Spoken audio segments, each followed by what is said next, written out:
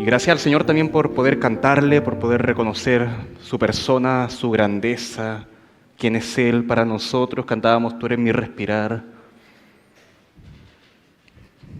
Cantábamos sobre cómo dependemos de Él. Cantábamos sobre su amor, su obra, la libertad que nos dio. Y nuevamente cantábamos cuán grande es Él. Y Él es digno de que le cantemos, es digno de toda la alabanza. Y así como Dios es mucho más digno de adoración de lo que uno piensa, ¿por qué uno dice, Dios es digno hasta este punto? No, es mucho más que eso. Así también el pecado es un problema mucho más grave de lo que uno piensa, siempre. Y uno es mucho más afectado por el pecado de lo que uno piensa también. Y entonces, ¿cuál es la solución a esto? Bueno, ser limpiado del pecado y limpiarse del pecado. Y parece que fuera lo mismo. Aunque no, ser limpiado lo hace otro. Jesús con su muerte nos limpia de las consecuencias del pecado. Somos limpiados, somos liberados, somos perdonados, justificados una sola vez y para siempre por la sangre de Jesús. Y nuestra culpa ya ha sido quitada definitivamente. Y en ese sentido, el poder del pecado ya no existe, ya no está. De ahí, como dice Romanos 8:1, ahora pues ninguna condenación hay para los que están en Cristo Jesús, los que no andan conforme a la carne, sino conforme al Espíritu. Ya no hay condenación. Pero ahora la pregunta es, ¿seguimos pecando o no pecamos nunca más? ¿No había acaso el poder del pecado, no había sido eliminado definitivamente? Entonces, ¿sigue teniendo poder? Porque acabo de decir que no, que fue eliminado, murió.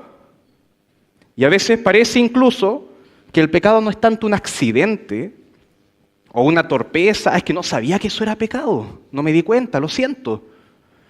No, sino que es algo que nosotros estamos resistiendo largamente y caemos en eso. Y a veces siendo conscientes de que está mal, que no quiero hacerlo, y le pido a Dios todas las mañanas que me impida hacerlo, y le pido a Dios todas las noches que me impida hacerlo, y lo logro, pero no siempre.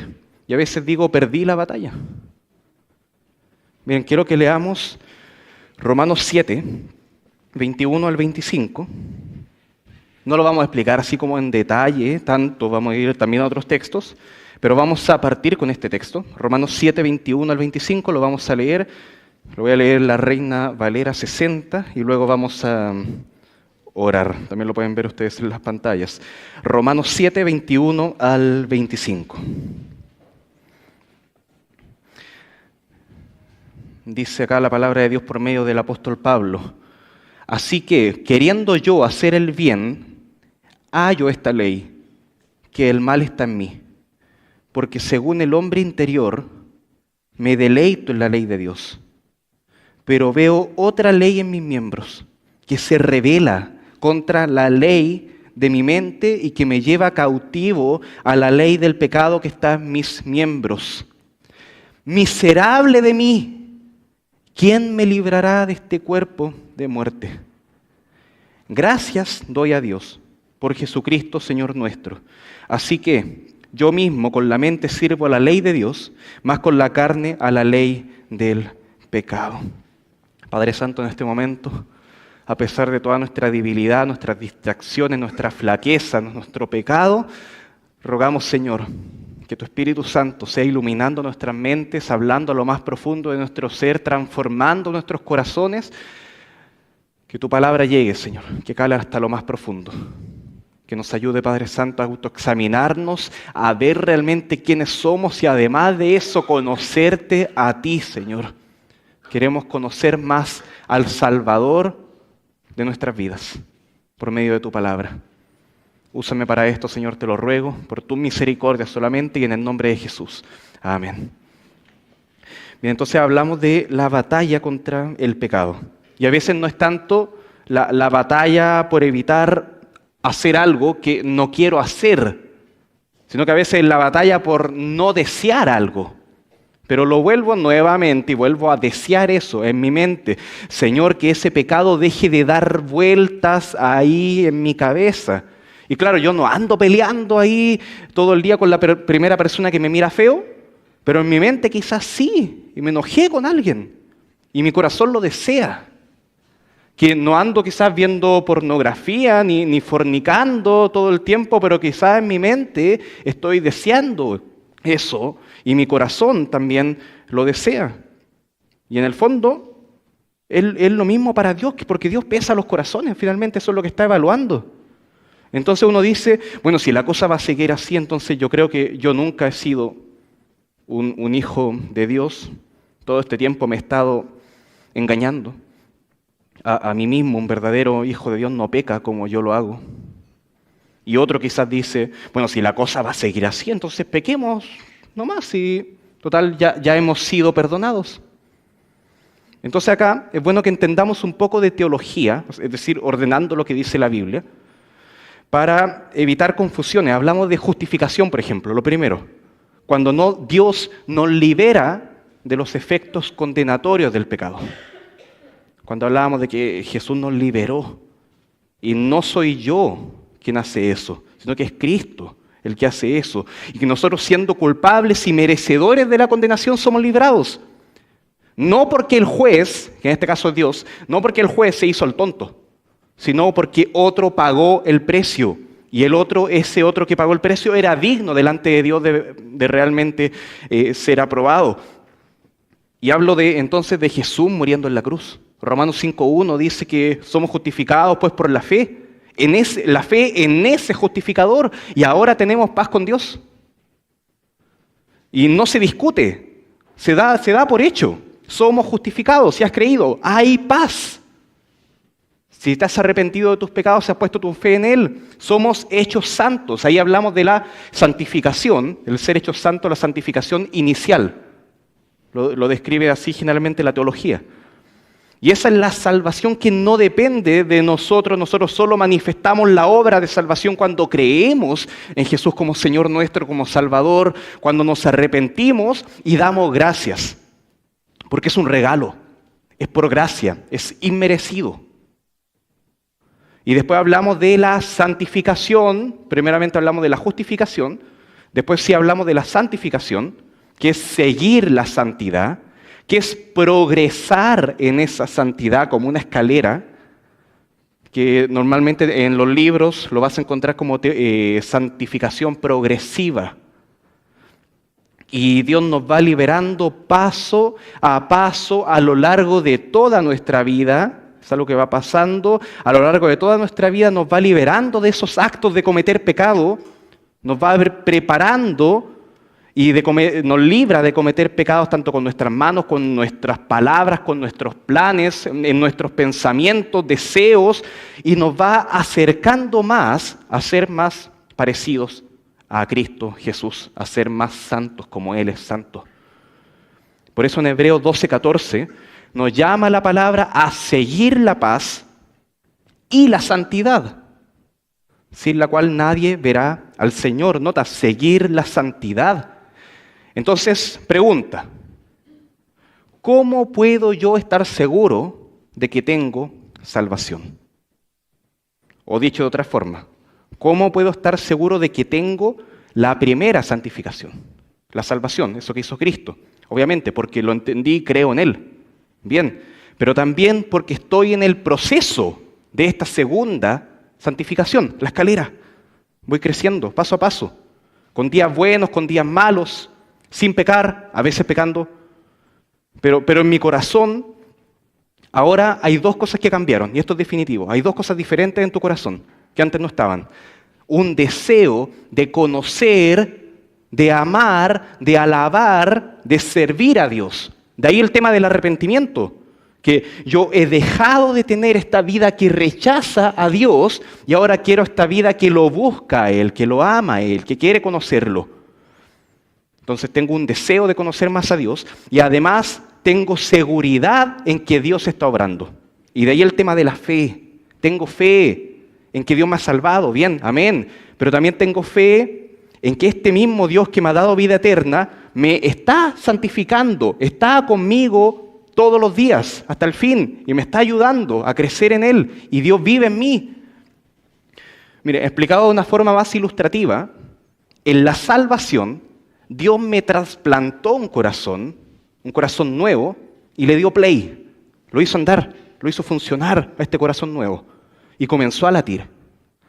Pero en la santificación progresiva, ese corazón continúa latiendo y bombea sangre a todo el cuerpo y ese corazón desea, este corazón acá desea y tiene seguridad en Dios y ahora todo mi cuerpo comienza a ser invadido por eso que está ahí, por la sangre de este corazón. Cosa que todos mis órganos también sean transformados así. Que esa sangre llegue a cada órgano y lo invada con esa sangre nueva, limpia, pura, que agrada al Señor. Pero resulta también que los órganos que tengo, los demás, se resisten, lo rechazan y se comienza a dar una batalla ahí y aparece el corazón antiguo. Y esto lo ve todo y dice, esto es muy diferente, esto es extraño. Y hay una inquietud de, hay algo en mí que desea a Dios, pero hay algo en mí también que desea esconderse de Dios. Que desea que Dios no me esté mirando y yo pueda hacer lo que quiera. Y esa batalla continúa hasta el día de hoy. Hasta el día de hoy. Es Dios invadiendo nuestras vidas y nuestro pecado resistiéndose a esa invasión.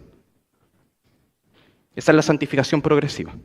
Y después hablamos de la glorificación, o también conocido como la santidad o santificación final, definitiva, la última. Cuando estamos en la presencia del Señor, en la presencia de Dios, es decir, completa santidad, viendo a Dios, porque sin santidad nadie verá a Dios. Entonces, si estamos viendo a Dios frente a nosotros ahí, es porque ya no hay pecado alguno, completa santidad en nuestras vidas. Solamente eso. No podemos llegar al cielo con mancha, no podemos ser presentados ante Dios como una iglesia con mancha. Seríamos consumidos delante de Dios.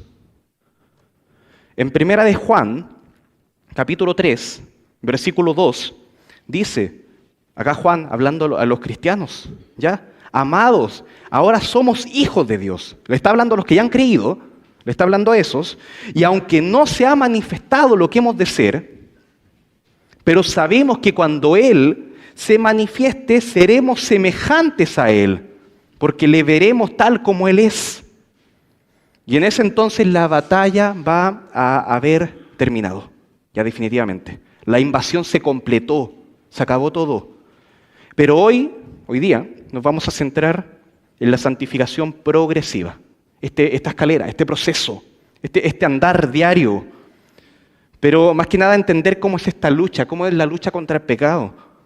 Y puede que a veces nos sintamos que estamos peleando solos, que intentamos y soñamos con cambiar y no lo logramos nunca. Y cuando creemos que estamos firmes ahí, ya bien, volvemos a caer.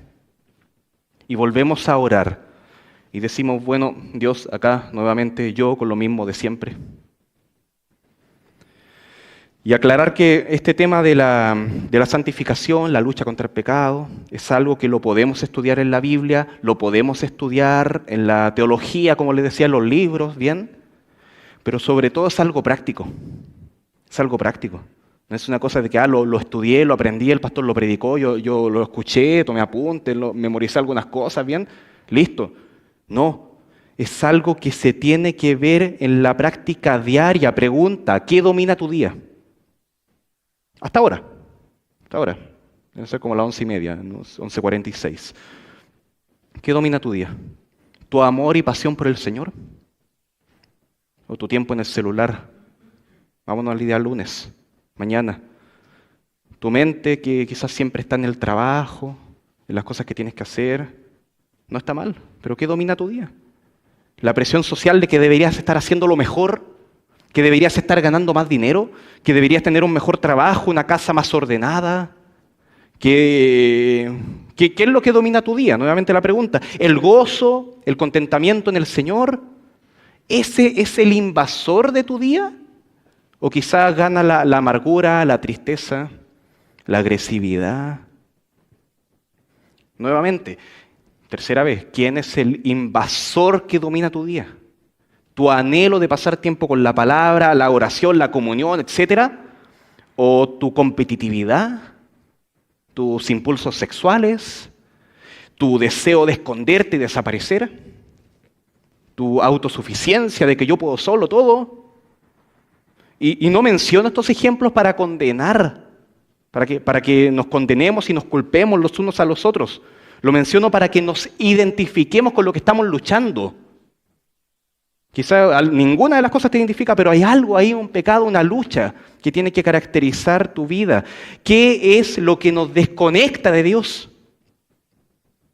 Que identifiquemos eso. Yo no te lo puedo decir desde acá. Cada uno tiene que hacer esa evaluación. Y viéndolo desde el punto de vista de Dios, es que Dios quiere invadir tu vida entera. Dios quiere llegar a ti. Dios quiere llegar a ti. La pregunta es, ¿con qué se encuentra? ¿Qué es lo que hay ahí? ¿Qué es lo que lo resiste? Entonces, autoexaminarse. Y eso está bien que lo hagamos. Identificarte con la lucha contra el pecado no es una señal de que está mal. Que tú ahora hayas dicho, no, este es mi punto débil, acá donde está mi pelea, eso es señal de que estás vivo, de que Cristo está vivo en ti, de que hay algo ahí que está generando un conflicto. Y hay dos cosas que tienen que estar presentes en esta batalla. Romanos 7, versículo 24. Miserable de mí. Hay dos cosas que tienen que estar presentes en esta batalla. Versículo 24, miserable de mí. Y versículo 25. Gracias doy a Dios. Tiene que estar presente eso. Mira, lo leo de nuevo. Romanos 7, 21 al 25.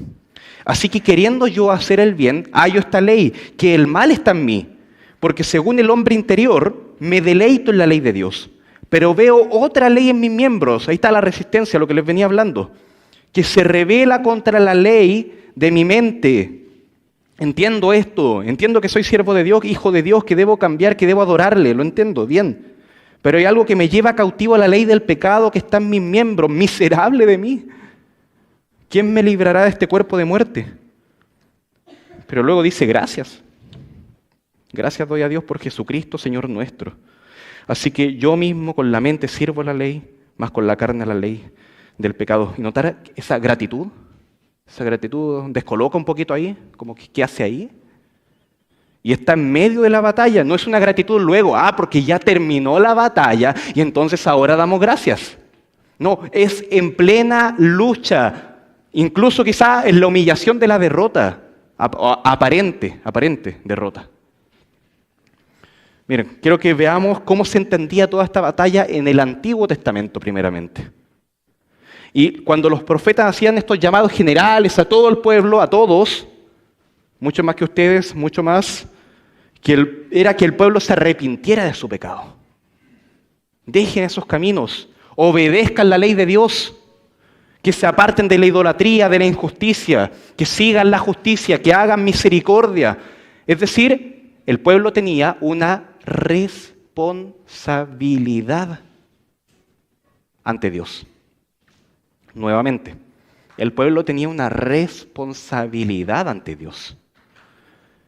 Mira, Isaías 1, 16 al 17, para que veamos un ejemplo solamente. Isaías capítulo 1, 16 al 17. Lavaos y limpiaos, quitad la iniquidad de vuestras obras de delante de mis ojos, dejen de hacer lo malo, aprendan a hacer el bien, busquen el juicio, restituyan al agraviado, hagan justicia al huérfano, amparen a la viuda.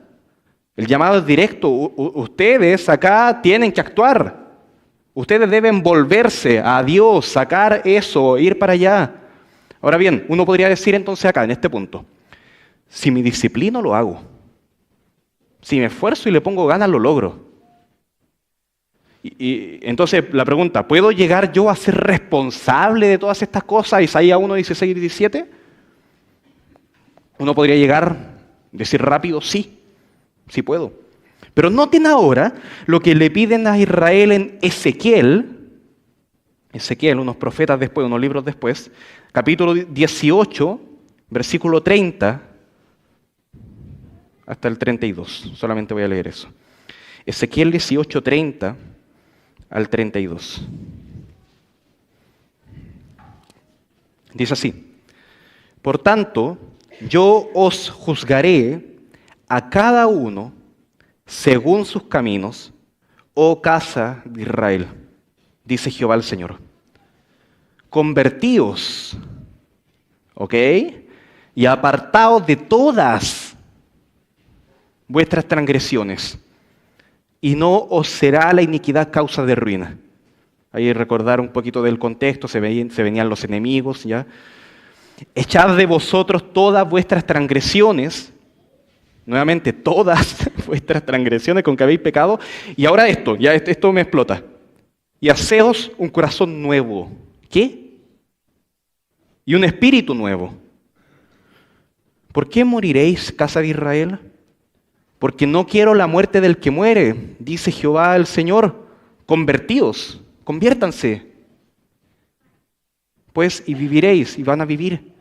Si a mí me estuviera hablando Ezequiel, a mí, y yo estuviera ahí hablando eso, y escuchando a este hombre que me dice estas cosas, yo le diría, bueno, me corresponde convertirme, tener un corazón nuevo y un espíritu nuevo. Ok. Luego diría, eso escapa de mis manos. ¿Cómo hago eso? ¿Y qué enseña la Biblia? Que eso es algo que solamente Dios puede hacer y que somos dependientes de Él. Somos completamente. Primeramente, el hombre es incapaz. Jeremías 13:23. Jeremías 13:23. Estuvimos en Isaías, pasamos a Ezequiel, ahora vamos a Jeremías. Pregunta de Jeremías. ¿Mudará el etíope, esto es Dios hablando por medio de Jeremías, mudará el etíope su piel y el leopardo sus manchas?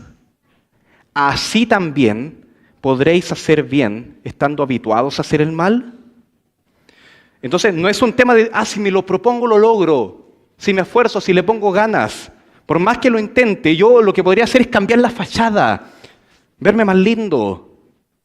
Podría hacer cambios superficiales, cambios en mis hábitos que duren un tiempo, quizás que duren bastante y que perseveren a lo largo de toda mi vida, pero en mi corazón seguiría el mismo problema. El problema es de acá, es de nuestra naturaleza, lo que somos, y esto tiene que ser cambiado. Nota, no se le está pidiendo al leopardo que haga mejor su trabajo, que case más animales, que haga lo que por naturaleza hace un leopardo. No, se le está pidiendo al leopardo, por poner un ejemplo, que sea un puma. Se le está pidiendo esa locura. No se le está pidiendo al pecador que deje de cometer pecados. Se le está pidiendo al pecador que deje de ser pecador. Que sea un santo, que sea transformado. Y entonces el pecador quedaría impotente. No puedo. Solamente Dios lo puede hacer. Y es como si Dios tomara al leopardo, quedémonos con el leopardo un ratito. Dios toma al leopardo y le cambia el nombre. Y le dice, ahora eres puma. Y esto es como un cuento que uno le podría quizás contar a sus niños. Había una vez un leopardo, pero Dios le cambió el corazón. Y le dio un corazón de puma. Y entonces el leopardo comienza a sentirse como puma. Pero sigue teniendo manchas. Sigue con manchas ahí. Entonces, Dios no le cambió la apariencia, pero sí le cambió el ADN adentro. Entonces el leopardo le diría a Dios, Señor, me transformaste en puma, pero sigo viéndome como un leopardo. Y entonces se da cuenta de que las manchas de a poco se van comenzando a caer. Pero de a poco, y no tanto como Él quiere, es todo un proceso. Y los otros animales no lo notan al comienzo. Tú eres un leopardo más. Pero luego sí, y te ves diferente, y ya no pareces el leopardo. Como que ya no encajas en la manada, te ves sumamente extraño. Y lo comienzan a rechazar al pobre leopardo. Y se encuentra con otros más leopardos que en verdad son pumas, pero pumas con manchas, ¿ya? Son leopardos que el Señor transformó y ahora se comienzan todos los pumas a confesar que desean tanto que se le caigan las manchas, deseo tanto que todas estas manchas desaparezcan, porque yo soy puma. Y todos están en la misma frustración. Y se dan cuenta de que todos viven en África. Sigo con el ejemplo. Se dan cuenta de que todos viven en África porque los leopardos son de ahí y siguen ahí. No se han cambiado de ese lugar. Pero su ADN les convence de que no son de allá porque los pumas son de América. Entonces quieren saber cómo es la vida en América y anhelan ir para allá. Y ahora buscan aprender a dejar de tener esa vida antigua del leopardo en África y quieren saber cómo es la vida nueva de puma en América. Quieren cambiar, quieren que todo sea nuevo, comenzar a convivir, a alimentarse, a caminar como lo haría un puma en América. Pero viviendo en África. Ahora, esto se aplica al ser humano. Y Dios le dice esto a Israel, ahí en Ezequiel 36, 26 y 27. Ezequiel 36, 26 al 27. El mismo libro que hablaba del leopardo. O sea, no, es otro en este caso. Os daré corazón nuevo y pondré espíritu dentro de vosotros y quitaré de vuestra carne el corazón de piedra y os daré un corazón de carne. Esto es totalmente diferente. Y pondré dentro de vosotros mi espíritu y haré que andéis en mis estatutos y guardéis mis preceptos y los pongáis por obra. Y nosotros somos entonces personas con un corazón diferente al de antes. Que en términos científicos diría, Dios me cambió mi ADN en lo espiritual. Antes tenía un ADN de pecador, ahora tengo un ADN de santo, de hijo de Dios. Pero sigo teniendo esas manchas de leopardo, de pecador, sigo con eso. Y entonces le digo a Dios, Señor, me transformaste en santo, pero sigo teniendo manchas de pecador. Quítame estas manchas. Quítame esto. Y me voy dando cuenta de que las manchas van cayendo de a poco. Nuevamente el mismo ejemplo del leopardo puma. Y cuando le digo a Dios que se apure, lo único que entiendo es que yo no controlo eso. Yo no controlo los tiempos de Dios. Pero me puedo reunir ahora con otros santos que también tienen manchas y que comparten la misma lucha, y juntos podemos aprender a vivir mejor acá. Y nos cuesta. Y esas manchas nos tientan, nos anhelan a vivir como antes. Quiero volver a encajar con los demás. O quizá en alguna fracción de la vida, no en la totalidad. Nos recuerdan que no hemos cambiado lo suficiente. Claro, yo viendo todo el panorama de mi vida pasada, digo, yo no quiero volver a eso nunca. Pero hay ciertas cositas que aún extrañamos. Esa libertad de descargar mi ira, por ejemplo, como lo hacía antes, que no tiene nada que ver con cómo lo debe hacer un cristiano. No la misma vida sexual desenfrenada que quizás tenías antes, pero sí quizás tener esos remembers cortitos, pequeñas salidas así, vicios, actitudes, lo que sea. Estoy hablando solamente de deseos, no que se concretó, no estoy en lo profundo, estoy en los deseos solamente. Básicamente es esto. Antes yo vivía el 100% de mi día despreciando a Dios. No siendo malo con el mundo, no estoy hablando de Dios, despreciando a Dios. O buscándolo según mis expectativas de lo que yo creo que es Dios. Pero en la conversión ahora, las cosas comienzan a ser nuevas y somos llamados a vivir el 100% del día anhelando y buscando y adorando a Dios. Pero hay algo que se llama inmadurez cristiana, donde hay fracciones, pequeñas fracciones, donde deseo vivir solamente un porcentaje de mi vida dedicada a Dios, enfocada en Él. Y no se trata de lo que uno dice, ¿ya? No estoy hablando de eso, sino de lo que realmente uno tiene enfocado su corazón. Si yo pudiera ahora someter mi corazón a un escáner, en lo espiritual hablando, y analizar el porcentaje en que mi corazón, el porcentaje en que mi corazón está enfocado, deseando a Dios, y el porcentaje en que no, yo podría tener una idea de mi madurez cristiana. Y nuevamente, no se trata de lo que digo, porque ahora uno podría preguntar, ¿amas al Señor de todo tu corazón? Y uno dice, amén. Estoy hablando de ese escáner, esa examinación profunda. Mira, el Salmo 139, versículo 23. Salmo 139, versículo 23.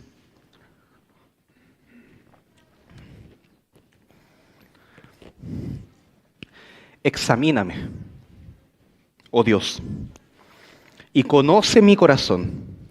Pruébame y conoce mis pensamientos. Y ve si hay en mí camino de perversidad y guíame en el camino eterno. Entonces, ¿cuál sería el porcentaje quizá en este escáner, en este resultado? Quizá un 20% de mi corazón está enfocado en Dios. ¿Qué significa eso? Que me falta mucho, que necesito madurar mucho todavía y anhelo llegar al 100%. Y hay momentos en que quizás crezco y voy al 90%. Estoy motivadísimo. Y es hermoso y todas las cosas me ayudan a bien, hasta las pruebas, todo, me gozo en la tribulación. Maravilloso, tremendo. Pero hay días en que caigo y voy al 10%. Y digo, ¿qué pasó? Íbamos tan bien. Íbamos como avión. Y lo estaba logrando. Y yo lo estaba logrando. Y yo me sentía capaz. Y yo estaba imparable. Y yo necesitaba humillarme nuevamente. Nuevamente. El sistema funciona así. Funciona con caídas. En Miqueas 6, versículos 6 al 8. Otro profeta, seguimos en el Antiguo Testamento. Miqueas 6, 6 al 8. ¿Con qué me presentaré ante Jehová? ¿Y adoraré al Dios Altísimo? ¿Me presentaré ante Él con holocaustos, con becerros de un año, lo mejor? ¿Se agradará Jehová con millares de carneros, estoy hablando de los mejores sacrificios, o de 10,000 arroyos de aceite? ¿Daré mi primogénito por mi rebelión, el fruto de mis entrañas por el pecado de mi alma? Oh hombre, esto es como, para. Ya entendí que estás emocionado. Pero, oh hombre, Él te ha declarado lo que es bueno. ¿Y qué pide Jehová de ti? Solamente hacer justicia y amar misericordia. Y quiero que nos quedemos con esto y humillarte ante tu Dios. Y entonces me doy cuenta de que la madurez espiritual y la forma correcta de pelear esta batalla no es siempre haciendo cosas que demuestren y que el otro vea que soy más maduro que ayer. ¿Qué es lo que yo puedo ofrecer a Dios con lo que hago? No, se trata de humillarse delante de Dios. Reconocer que Él es el que me da las fuerzas, que yo no puedo, que la forma correcta de andar no es conforme a mis fuerzas, sino que es conforme a mi debilidad. Y en esa debilidad andar en el poder del Espíritu de Dios. Miren, quiero que vayamos un poquito a Romanos, si me ayudan con las pantallas, en Romanos capítulo 8, versículo 3 al 4, pero si me ayudas, Belén, con la NTV. Del 1 al 4, perdón, del 1. Romanos 8, del 1 al 4. Que dice así, gracias. Por lo tanto, ya no hay condenación para los que pertenecen a Cristo Jesús. Porque ustedes pertenecen a Él. El poder del Espíritu da vida a los libertados del poder del pecado que lleva a la muerte. La ley de Moisés no podía salvarnos. Versículo 3. Porque nuestra naturaleza pecaminosa es débil. Así que Dios hizo lo que la ley no podía. Él envió a su propio Hijo en un cuerpo como el que nosotros, los pecadores, tenemos. Y en ese cuerpo, mediante la entrega de su Hijo como sacrificio por nuestros pecados, Dios declaró el fin del dominio que el pecado tenía sobre nosotros. Lo hizo para que se cumpliera totalmente la exigencia justa de la ley a favor de nosotros. Que ya no seguimos a nuestra naturaleza pecaminosa, sino que seguimos al Espíritu. Y después Hebreos 8:10, citando ahí a Jeremías 31, dice, por lo cual este es el pacto que haré con la casa de Israel. Después de aquellos días, dice el Señor, pondré mis leyes en la mente de ellos y sobre su corazón las escribiré y seré a ellos por Dios. Y ellos me serán a mí por pueblo. ahí en lo profundo, en la mente. Dios va a transformar eso. Y entonces la cosa queda así. Dios nos llama a serle obedientes. Y todo eso, ¿cuál es el principal mandamiento? Amar a Dios. Amar a Dios nos llama a amarle. Y nosotros tenemos la responsabilidad de serle obedientes. Nuevamente, ¿qué significa eso? Tenemos la responsabilidad de amar a Dios con todo lo que somos. La inmadurez cristiana se trata de creer que yo puedo solo, que yo puedo hacer eso. La madurez cristiana se trata de entender que yo no puedo hacerlo. Y entonces me humillo. Y así Dios me da todo lo necesario en mi corazón para serle realmente obediente. En la inmadurez, ¿qué pasa? Yo me salto un paso. Yo le hago un bypass a la situación. Dios me llama a obedecerle, yo lo intento. Listo. Pero en la madurez no me salto ese paso. ¿Cuál es ese paso que uno se está saltando? Humillarse. Dios me llama a obedecerle. 1, 2, yo me humillo. 3, luego lo obedezco. Pero uno está acostumbrado a que te dan la orden, obedezco. Listo. Los que no se humillan se les llama soberbios. Y Dios los resiste. Dios resiste a los soberbios, que a los humildes les da gracia. ¿Cuál es el anhelo del humilde en esta batalla contra el pecado? Señor, ten misericordia de mí, miserable de mí. ¿Quién me librará de este cuerpo de muerte? Interven tú con tu poder, Dios, porque yo no puedo. Y no solo eso, sino que el que está al lado mío, el que está ahí, ustedes son dignos de que yo les sirva. Y los considero mejor que yo. Así tiene que funcionar la iglesia. No me aferro a mis capacidades, no me aferro a mi condición de que mi salvación no la pierdo, no me aferro a mi condición de heredero del Dios Altísimo, sino que siendo todo eso, soy capaz de vivir consciente de mi indignidad. Y Dios me ha hecho santo. Pero cuando me llama a servirle recuerdo esto, que no soy el primero y el más grande de todos los santos, sino que yo soy el primero de los pecadores y el más pequeño de todos los santos. Por lo menos yo creo que el ejemplo de una persona madura lo entendía así, que es Pablo. Y Pablo entendía eso. Yo soy el más pequeño de todos los santos, yo soy el primero de los pecadores. Si yo, siendo el rey de una nación, y estoy en medio de una crisis económica, educacional, de seguridad, de todo lo que sea, entonces yo siendo el rey, ¿qué tengo que hacer? Todo, muchas cosas. A trabajar incansablemente, manos a la obra. Pero si yo soy el más débil de la nación y amo a mi nación, pero estoy postrado en una cama o en una rehabilitación, quizás después de un accidente, yo no puedo ni siquiera mover el cuello y veo esta crisis y yo quiero hacer algo, no tengo poder para ni bajarme de la cama, nada, y peor aún, yo me doy cuenta de que esa crisis yo la provoqué. Yo soy el culpable y me arrepiento y quiero cambiarlo. Yo envenené a todo este reino, a todo este país, por decirlo de una forma, y estoy arrepentido.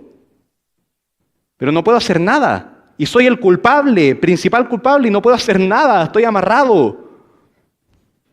¿Qué debo hacer? Humillarme solamente. Humillarme solamente. Y pedirle al que sí puede que lo haga. Rogarle al rey que haga algo porque yo no puedo. Y eso es lo que hacemos con el pecado. Yo soy el pecador y necesito que Dios haga algo ahí. Esa es la batalla contra el pecado. ¿Cómo se pelea? Antes de eso, pregunta, ¿cómo se originó toda la crisis que hay en mi vida? Porque, pregunta, ¿Dios tiene la culpa nuevamente? ¿Satanás tiene la culpa acaso?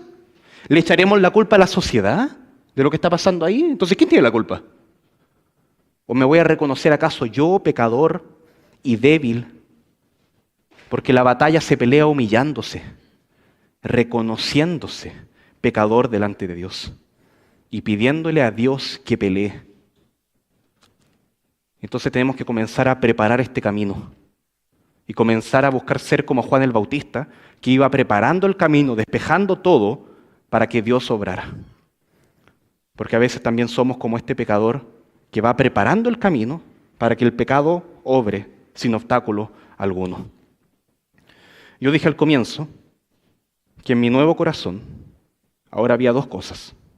No sé si se acuerdan. Un deseo y seguridad en que Dios me salva. Un deseo de conocer, a amar, alabar, servir a Dios. Hablé que de ahí venía el arrepentimiento, que yo he dejado de tener una vida que rechaza a Dios por tener una vida que busca, que desea, que anhela a Dios. Y ahora cambio la pregunta. ¿Cómo se pelea la batalla contra el pecado teniendo este nuevo corazón? Humillándose. Quizá no era la respuesta que uno esperaba. Humillándose delante de Dios. El arrepentimiento. ¿Por qué estoy cayendo en estos pecados? Si alguno es tentado, no diga que Dios lo tentó. Dios no tienta a nadie con el propósito de que hagan el mal.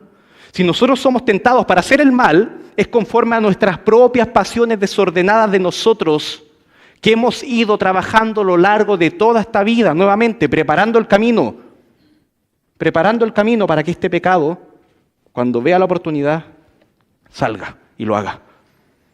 No nos hemos dado cuenta quizás hasta ahora, pero hemos ido haciendo eso. Entonces la meta acá es que diga, Señor, yo he ido construyendo una vida que facilita el paso para cada uno de estos pecados, pero anhelo ahora una vida en que se les dificulta el paso. Señor, ayúdame en este camino. Que el pecado no entre tan fácil, pero libérame el camino para que yo te desee a ti. Y quiero a ti. Limpia ese camino para que facilite tu entrada, para que te conozca, te ame, te alabe, te sirva. Y eso es lo que hay en un corazón nuevo, ese deseo de Dios. Pero tienen que comenzar a morir los deseos viejos.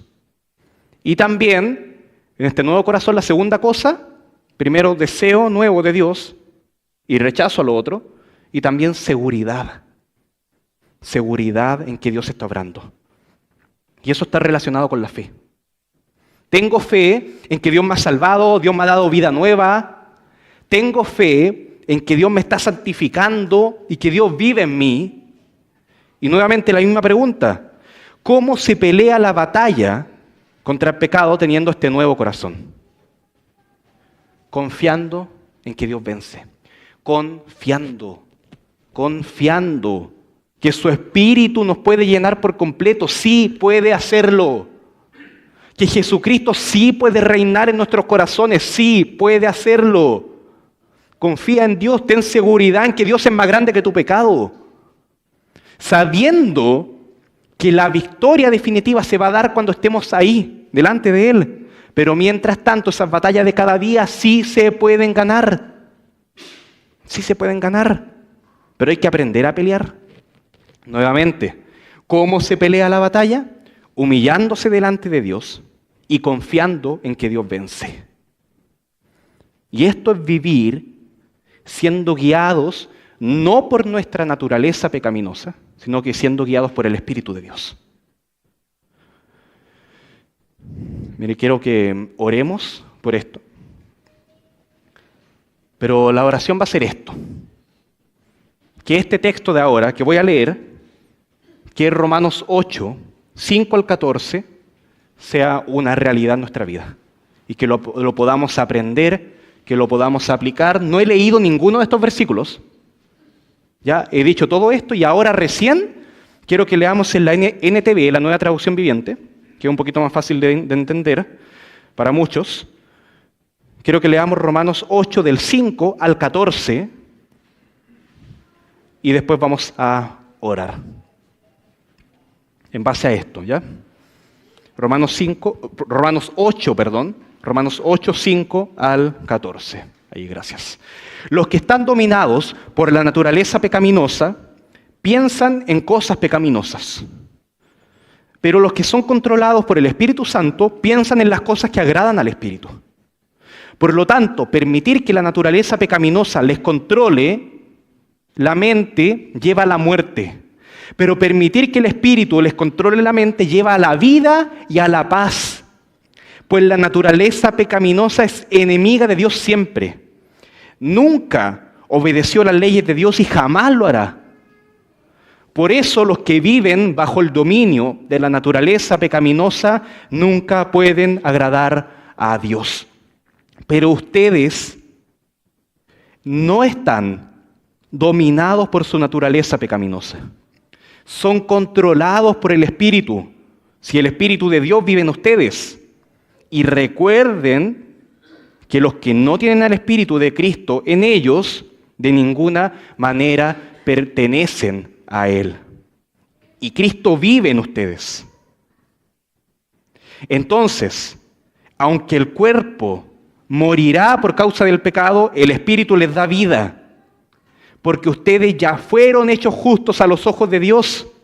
El Espíritu de Dios, quien levantó a Jesús de los muertos, vive en ustedes. Y así como Dios levantó a Cristo Jesús de los muertos, Él dará vida a sus cuerpos mortales mediante el mismo Espíritu, quien vive en ustedes.